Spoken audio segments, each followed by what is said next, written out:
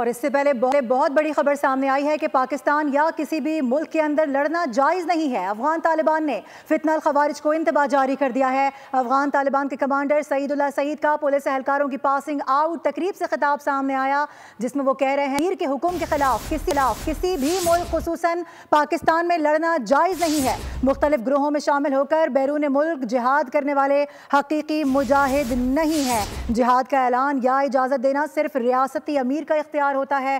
بڑا اہم اسٹیٹمنٹ اس وقت سامنے آیا ہے امیر کی جانب سے، کیا کہہ رہے تھے وہ اپنے ناظرین کو پہلے سنواتے ہیں۔ Major general retired Tariq Rashid صاحب ہمیں جوائن کر چکے ہیں۔ طارق صاحب بہت شکریہ وقت دینے کے لیے۔ جس طرح سے بھی ہم نے دیکھا ہے بہت بڑا اسٹیٹمنٹ سامنے آیا ہے، یقینی طور پہ اگر دیکھا جائے تو یہ ایک گیم چینجر بھی ہوگا، کیونکہ حالیہ دنوں میں جو موجودہ حکومت ہے اس نے بڑے روابط بڑھائے ہیں، کوشش کی ہے کہ جو افغانستان ہے اس کو ایک پیج پر لے کر آیا جائے اور آگے آنے والے معاملات کو مزید بہتر کیا جائے۔ اس بیان کو کیسے دیکھ رہے ہیں؟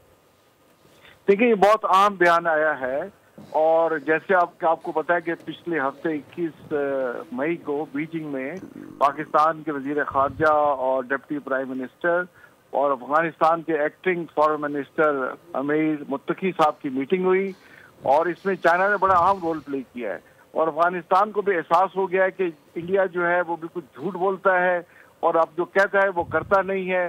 تو چین اور پاکستان کا جیسے مفاد جڑا ہوا ہے، افغانستان بھی ساتھ مل جائے تو افغانستان کے لیے بھی یہ ون ون سچویشن ہے، اور افغانستان نے رضامندی ظاہر کر دی ہے۔ یہ بہت بڑی پاکستان کی بریک تھرو ہے اور اچیومنٹ ہے کہ وہ سی پیک کا حصہ اس نے کہاں بنیں گے۔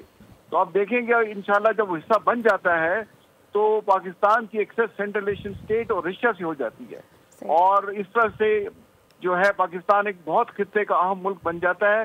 تو پاکستان اس وقت جس پوزیشن میں ہے مورلی اور پریکٹیکلی اور ڈپلومیٹیکلی، یہ پوزیشن کبھی پاکستان کی نہیں تھی۔ تو اللہ کی خاص مہربانی ہے، اور پاکستان کی لیڈرشپ نے جو ہمارا ریسنٹ کانفلکٹ انڈیا کے ساتھ ہوا، نہ صرف اس کو عبرتناک شکست دی، اور ہم کیونکہ حق اور سچ پہ تھے تو دنیا بھی ہمارے ساتھ جڑ کے کھڑی ہو گئی ہے۔ تو یہ میٹنگ جو بیجنگ میں ہوئی ہے، اس کا نیکسٹ جو راؤنڈ ہے وہ کابل میں ہوگا۔ تو انشاءاللہ آپ دیکھیں گے کہ پاکستان اور پورا ترقی جو خطہ ہے یہ اب ترقی کی طرف جا رہا ہے، اور انڈیا کے پاس کوئی اس کے علاوہ چارہ نہیں ہے کہ پاکستان کے ساتھ وہ مسائل کو حل کرے اور ایک پرامن ملک اور اچھے ہمسائے کی طرح پاکستان کے ساتھ رہے۔